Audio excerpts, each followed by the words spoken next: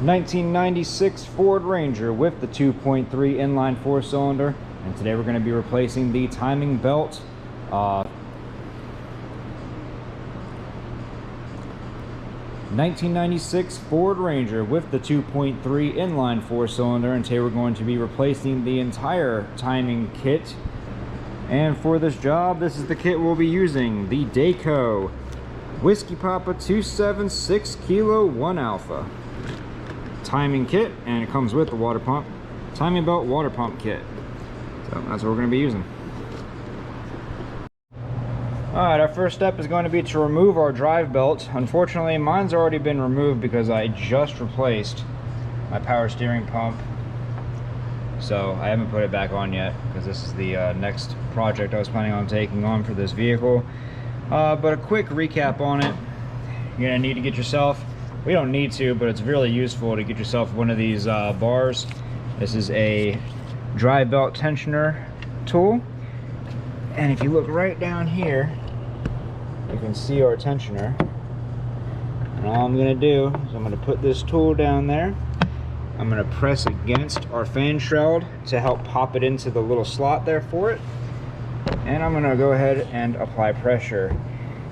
And I ended up taking the filter housing off so that I could have more swing, and that's going to remove the tension from the tensioner and loosen up your whole drive belt. And you can just reach over here onto your AC compressor and just grab that belt, pull it off, and then untangle it from all the other pulleys in the system.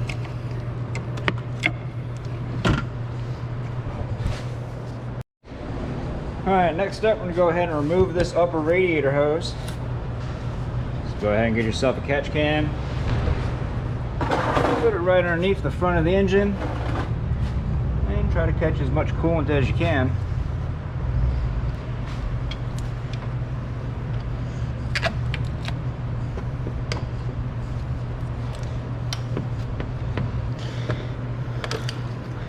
Alright, I'm going to go ahead and push that down instead. See if I can't break this old hose loose without damaging it.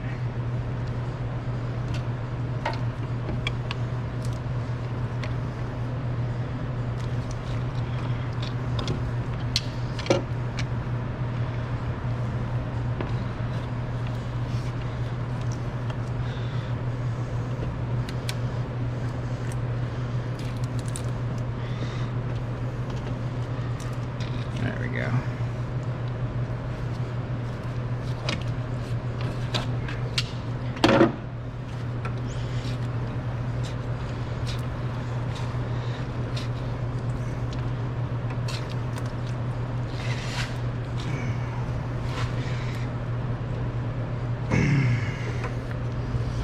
So I'm going to have to resort to using one of my hose picks.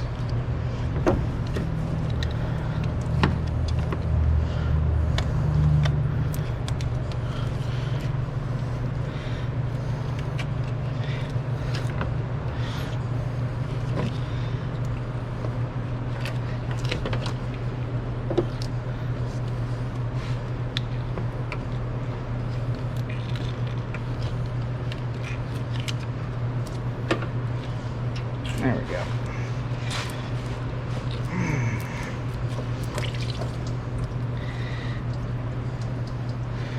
And we're just gonna move this hose out of the way. Alright, next step is going to be to remove our fan shroud, and in order to remove our fan shroud, we're also going to have to remove our fan. You look down here, our fan is secured to the water pump pulley with 4 10mm bolts. Let's go ahead and break those loose.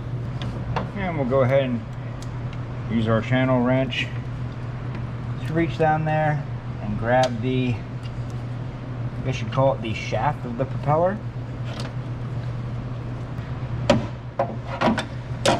And with all 4 of them broken loose, should be able to reach down here.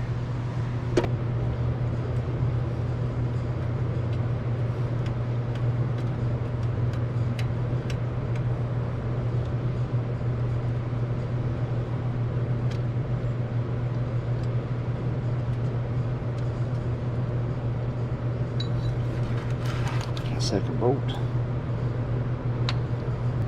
Third bolt. A little bit of a, not really a pain, more just time consuming than anything. But what you gonna do? Alright. Removing our fourth and final bolt, you want to make sure that you hold on to your fan, because you don't want this to fall and hit your radiator. So I'm loosening these bolts with just my index finger, so I'm going to go ahead and grab it with my thumb and pinky and ring, using my middle fingers to act as stabilizers for the rest of my hand, giving me better control over my index fingers to perform these fine motor skills. And our fourth bolt is removed. Now, I'm going to go ahead and leave that right there on the pulley.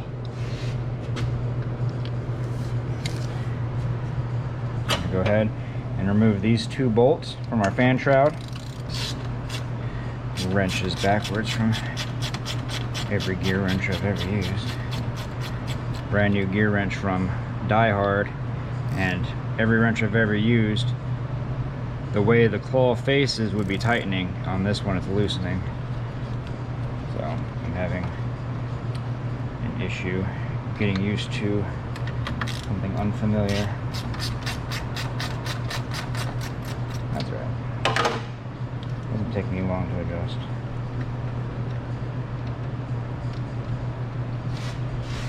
I'm gonna reach down here, grab our fan, and we're just gonna start wiggling that.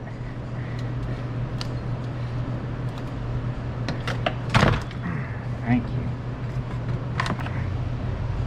The bottom just has these little things that kind of just sticks in there, and the only two bolts are the ones on the top. And with that, go ahead and remove our water pump pulley, if it lets me. There you go. Alright, so I was not able to successfully remove the crank pulley bolt, so I've got my breaker bar on here now from underneath, and at the back of the transmission I went ahead, removed this rubber cover, and I've got a medium-sized pry bar wedged in the teeth of the this is a manual, so it would be a flywheel,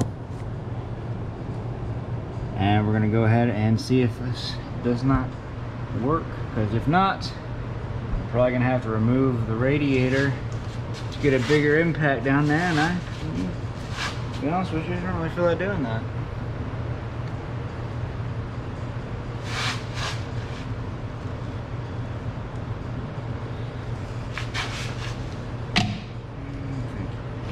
Let me think. Yeah, that's loosening. Oh yes, glorious. Love it. All right, I'm gonna go back up topside and get my impact back on that, because I ain't gonna play these games.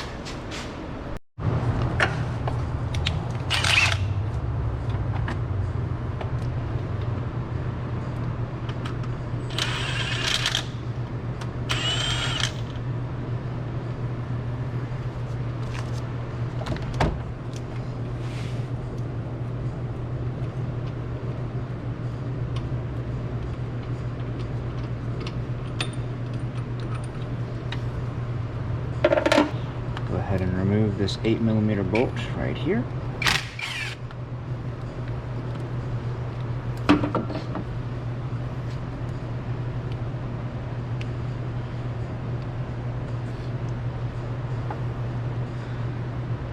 gonna go ahead and unplug our coolant temperature sensor, because I don't want to break it.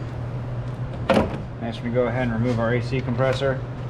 I'm gonna try to do this as minimally as possible by just removing the four 13mm bolts holding it to the frame support bracket thing right there. And I'm hoping that by removing this, it'll give me access to be able to remove the bracket without removing the power steering pump.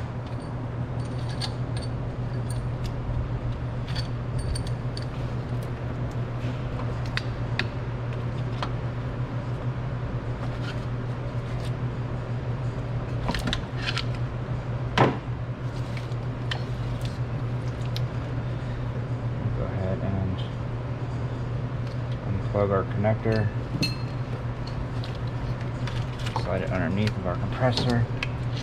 And by strategically placing a zip tie right here around this bracket, just going underneath of it and wrapping around a hard hose for the AC compressor, I'm able to remove the AC compressor pretty much out of the way for the rest of this job.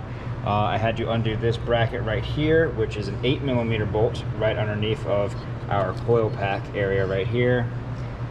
Undo some of the wiring and move it out of the way. But AC compressor is out of the way. I did not need to disconnect the lines, so I don't have to recharge the AC system. Next, we're going to go ahead and remove the idler pulley right here. It is a 19mm.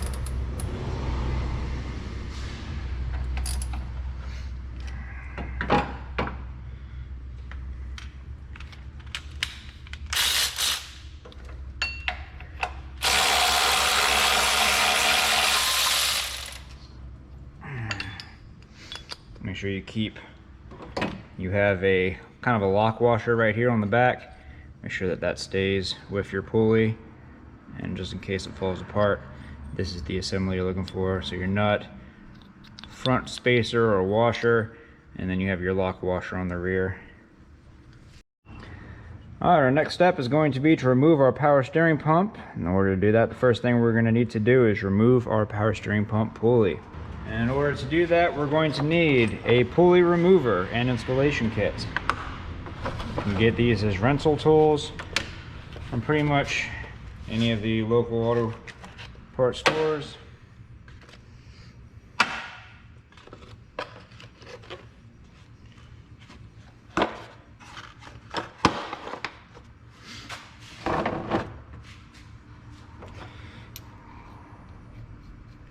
First thing we're going to do is we're going to go ahead and thread in our guide bolt, and this is going to be our kind of like the push pin.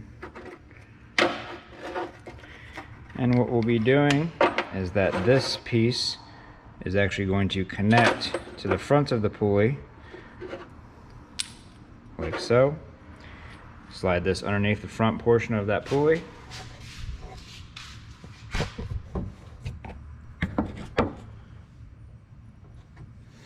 Slide it under like so, and go ahead and clamp the top piece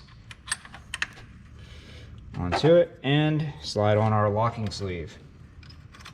And just like that, we have our removal tool assembled. Go ahead and keep twisting that bolt down until it spins completely on its own. And the end of our tool is going to be a 13mm. And we're just going to put an adjustable wrench on this side and lock that down.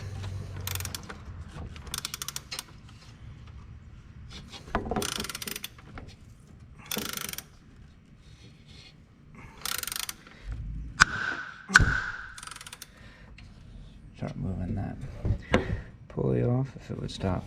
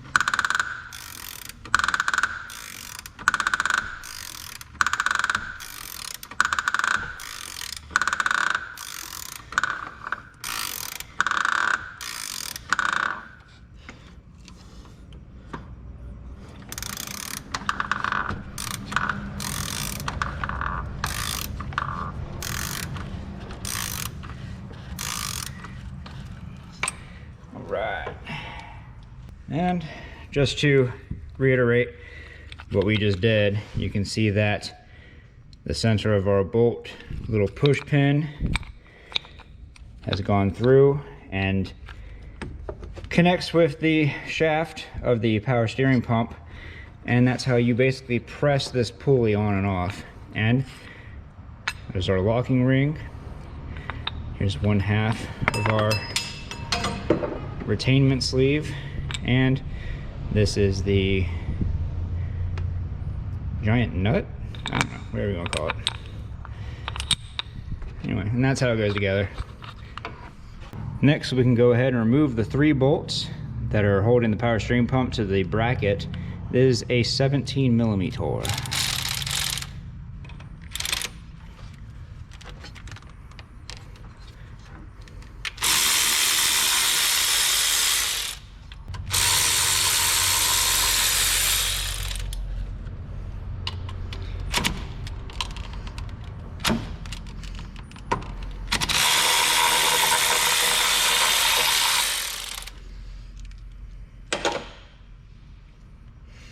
And with the power steering pump removed,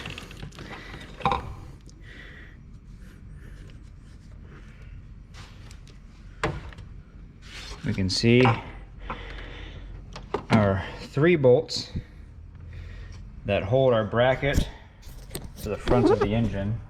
Well, I guess technically to the side of the engine. We have this one that's behind the AC compressor, that one behind the power steering pump, and then that one also behind the power steering pump. 13 millimeters.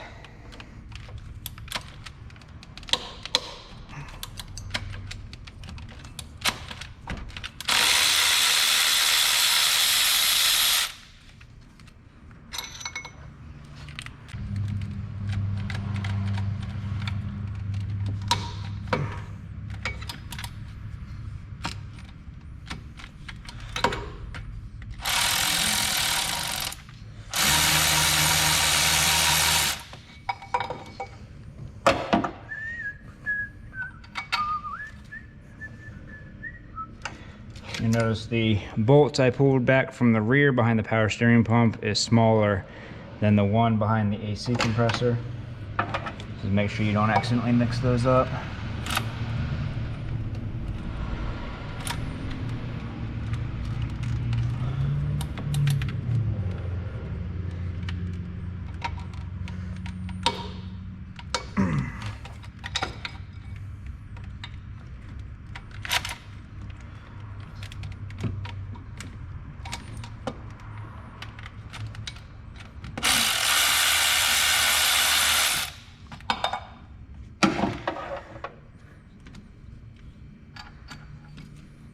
That's how that did not come loose.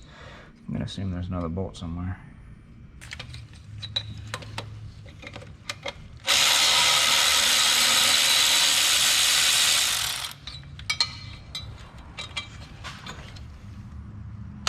All right, there was a 10 millimeter bolt, kind of right back here. Just hard to see because how much grime is all over this thing. Lift our power steering pump out of the way and go ahead and remove this bracket.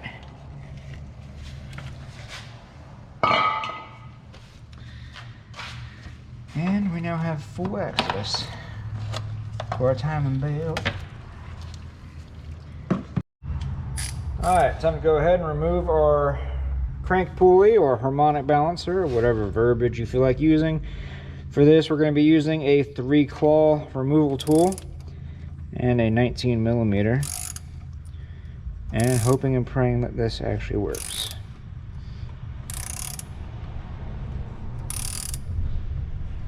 Oh my god, I think it's working, because these things usually do not want to come off. It's working! I'm so happy.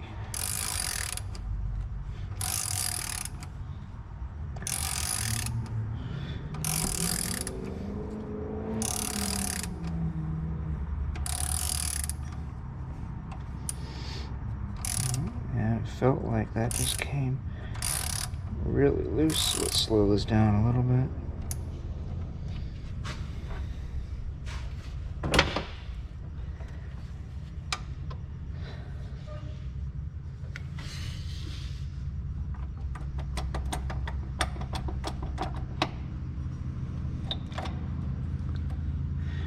Sorry that you're only getting my arm in the picture right now. I just really didn't want to drop this tool or the harmonic balancer into my condenser. And make sure you don't do that either. There you go.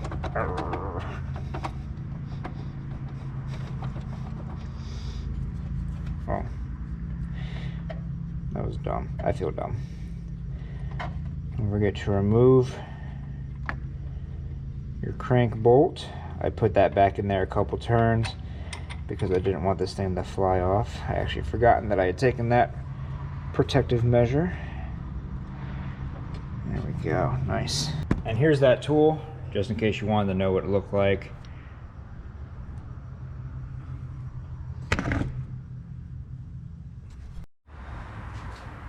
And now that we have full access to our timing belt, and because this truck is old and dirty, I'm going to go ahead and give this thing a good spray down. And you can see our timing belt has got lots of dry rot cracks in it. Definitely time to change this thing out.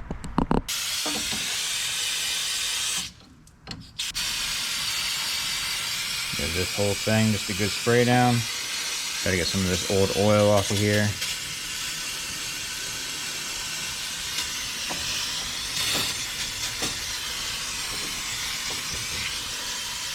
Especially around all the pieces that we're going to be working on.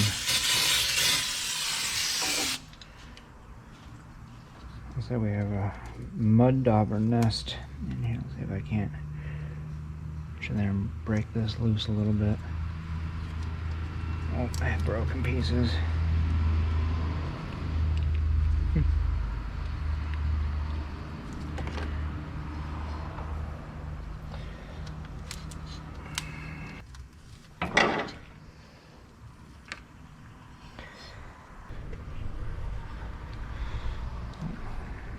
Got a body. You can see this guy was burrowed in there for the winter. Never made it out. Anyway, now this belt is still in perfect timing, so I don't need to worry about putting it at top dead center or matching up the timing marks or anything like that. Instead, I'm going to come in here and make my own marks. Our main crank pulley right here, you can see our key is sticking out of it right there. That's our key. I'm going to come right up here. It's pointing right at this point right here. Go ahead and make a mark.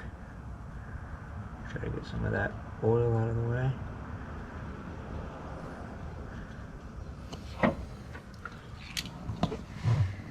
And with that, we can go ahead and start removing the tensioner, which is this piece right here. It's all one piece. So it's a 17 millimeter.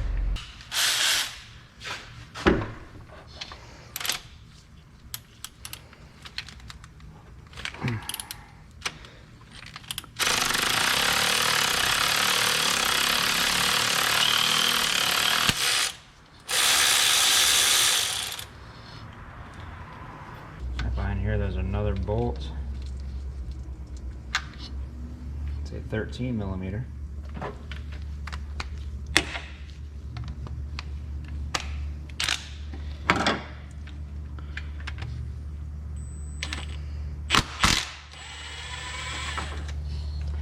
It's supposed to pivot on this bolt, but this thing's so caked in oil and grease it didn't move at all.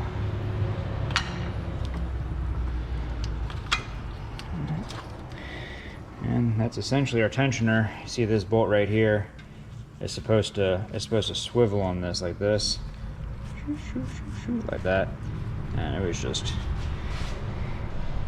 did not care about that bolt being there at all.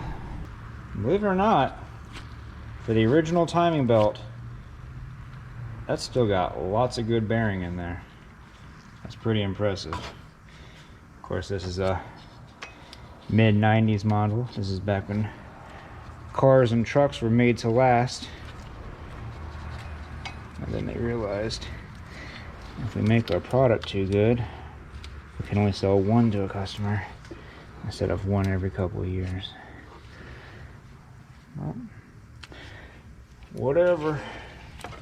And here's a better close-up of that dry rot. On a rough angle, you can see it's just coming apart. Let's check the tread area.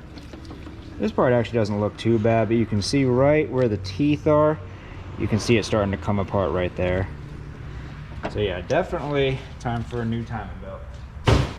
Let's go ahead and reinstall our new tensioner. Starting with the 17mm bolt with the coil on it.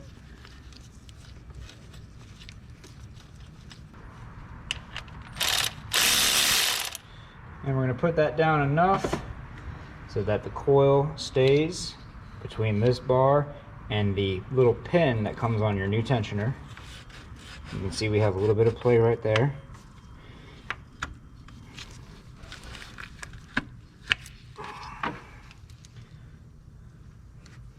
And now we'll go ahead and install our new belt,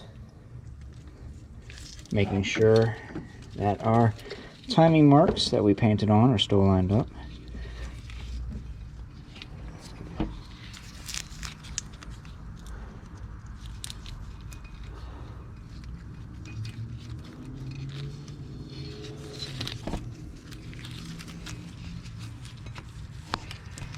What you need to make sure you do is this part of the belt needs to be tight straight out the gate. Cannot be any slack in this belt. All the slack is supposed to be on the tensioner side. So when we come down here, we can apply force to our tensioner and sneak that belt behind it. Looks like I'm probably going to need to use something to give me a little bit of assistance.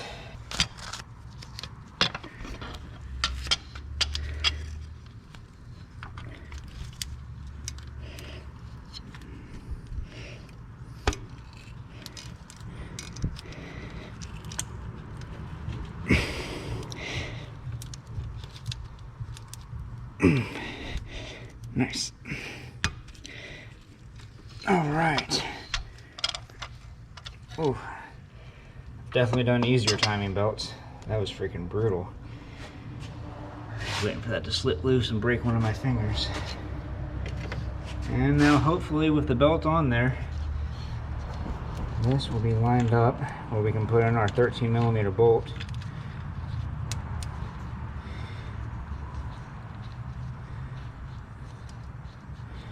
And it is, hooray. I'm going to put this bolt down until we feel it pushing back. And then we're just going to give it a nice quarter turn. We can feel that resistance. So it's going to feel snug the whole time because this spring is trying to resist it. But you're going to go ahead and compress that down until you feel it get tight. And you're going to give it a nice quarter turn.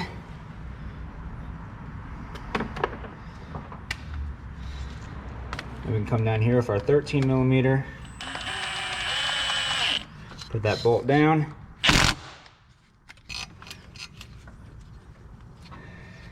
It feels pretty good. Tension's on. All of our lines are aligned. Go ahead and put our bolt in. And we're going to put our crankshaft bolt all the way down. And then we're going to rotate the crankshaft 2 turns.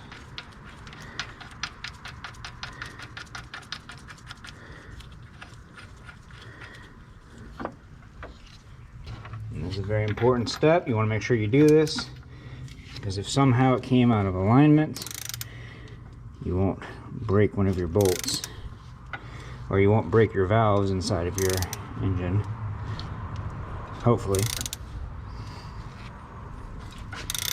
And this bolt is not down tight, so just bear with me as I'm turning it.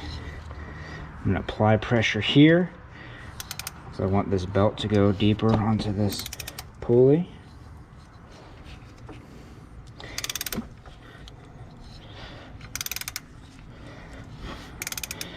All right, and there's one turn.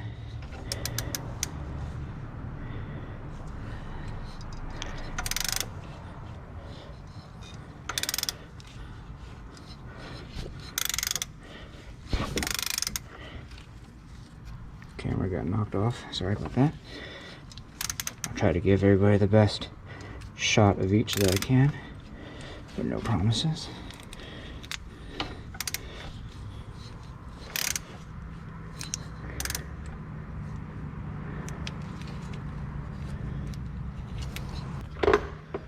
Alright, just rotated this twice and our timing marks are still on. So, I think we're good to go.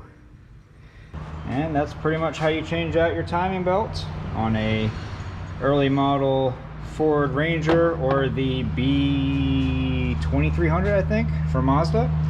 Same exact truck, just different logos on the front and back. And if you'd like to see more videos on this vehicle, go ahead and check that video out next. I made that one just for you. And if this video helped you out, leave a like. Don't forget to subscribe. We'll see y'all next time.